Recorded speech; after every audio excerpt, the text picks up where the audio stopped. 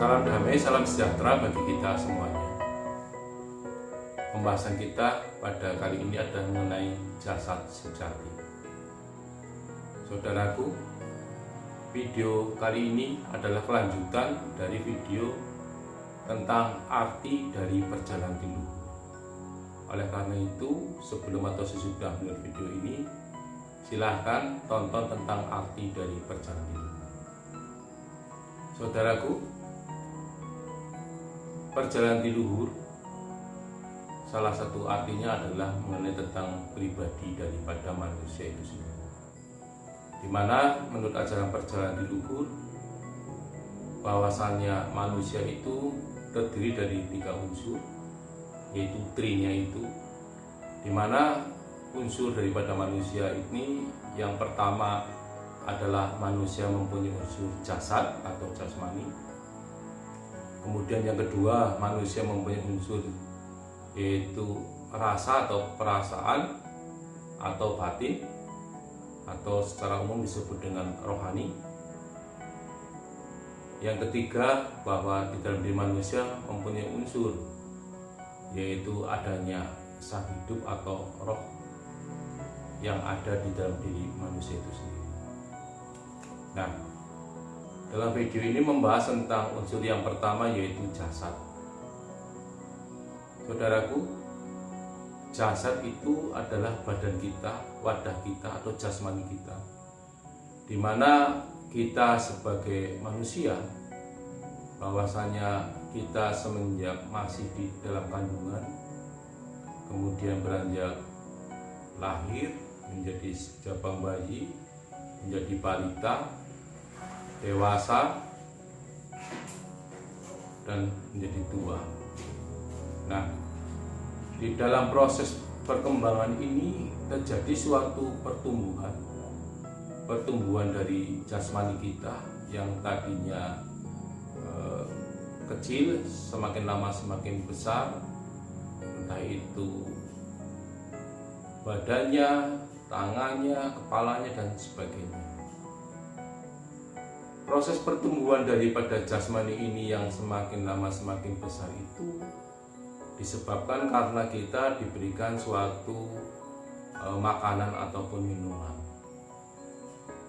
Nah, makanan dan minuman itulah yang menjadikan bahwa badan kita semakin lama semakin berkembang. Nah, bagaimana hubungannya tentang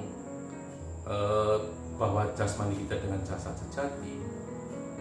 Nah, di dalam ajaran perjalanan leluhur bahwa jasad sejati itu adalah suatu jasad yang dibangun daripada suatu usaha-usaha di dalam membangun jasmani ini atau badan ini adalah usaha-usaha yang murni atau yang sejati, di mana yang murni dan sejati ini adalah bahwa usaha-usaha yang kita usahakan itu, kita peroleh itu dari hasil jerih payah dan kerja yang benar. Inilah yang di dalam ajaran perjalanan leluhur, bagaimana kita berusaha untuk membangun tubuh kita, badan kita, jasad kita ini agar menjadi suatu jasad yang sejati, yaitu ya tadi, berusahalah membangun jasad ini dengan jerih payah dan kerja yang benar. Apabila di dalam membangun jasmani ini atau badan ini di dalam perkembangannya diperoleh dari hasil jerih payah yang kerja dan yang tidak benar, itu menurut ajaran perjalanan leluhur tidak baik.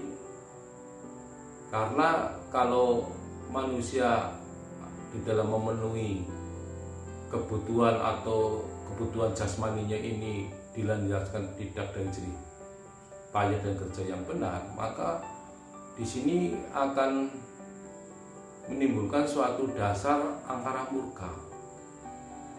Jadi entah bagaimanapun caranya, entah bagaimana upaya, yang penting ada hasil, entah itu benar atau tidak, bersih, yang penting mendapat hasil. Kemudian dari hasil-hasil itu untuk membangun jasad atau tubuh kita. Nah, inilah di dalam ajaran leluhur bukan sebagai jasad sejati, tapi hanya sebagai jasmani saja. Nah, persoalannya di sini bagaimana kita sebagai manusia di dalam kehidupan kita yang saat ini, bahwa jasmani kita ini yang pertama sudah terlanjur, mungkin sengaja ataupun tidak, sudah terlanjur dibangun atau dikembangkan bukan berasal dari jerih payah kerja yang benar. Bagaimana kalau sudah seperti itu? Atau karena dalam situasi kondisi, karena lingkungan yang ada di sekitar kita, yang mau tidak mau kita harus terlibat pada suatu kegiatan-kegiatan di dalam mencari kehidupan bukan berasal dari jerih payah atau kerja yang benar. Ini juga menjadi suatu persoalan lagi.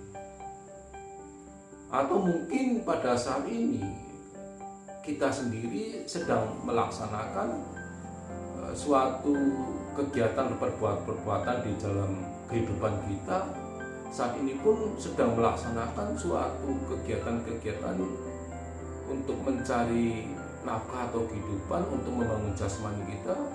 Saat ini sedang melaksanakan suatu pekerjaan yang tidak baik dan tidak benar, yang tidak sesuai dengan ajaran perjalanan hidup.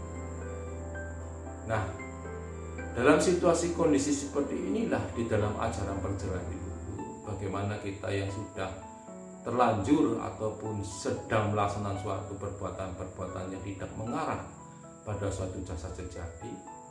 Oleh karena itu di dalam ajaran perjalanan hidup kita sebagai manusia dibimbing dan dituntun yang pertama kali adalah diajarkan untuk melaksanakan satu wajib. Wajib di sini yaitu melaksanakan suatu mohon ampun dan mohon perlindungan. Itu yang pertama. Karena penjelasan masalah wajib nanti dalam video lainnya, itu mohon ampun dan mohon perlindungan. Kemudian yang kedua, secara ritual dan spiritual di dalam ajaran perjalanan di luhur itu, bahwa saja kita sudah atau sedang terlanjur melaksanakan perbuatan suatu jerih payah kerja yang tidak benar itu di dalam ajaran perjalanan di luhur, secara ritual spiritual melaksanakan suatu latihan-latihan, di mana latihan-latihan ini pada intinya adalah mohon daya mujizat dari kekuasaan Tuhan Yang Kuasa Suci untuk membersihkan dari